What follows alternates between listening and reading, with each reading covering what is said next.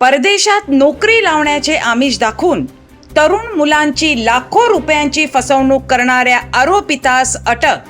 Navghar police ठाण्याची कामगिरी.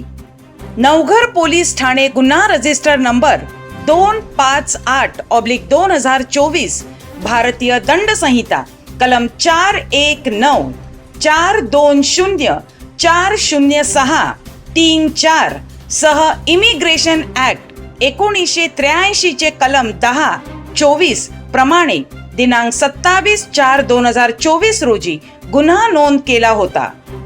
गुन्ह्यातील फिर्यादी श्री पवन नसीब सिंग, वय 38 वर्ष, धंदा JCB ऑपरेटर, राहणार रूम नंबर 159A, विलेज गाव बनवाल, जिल्हा पठाणकोट, सुजानपूर, राज्य पंजाब यांना आरोपींनी ईगल प्लेस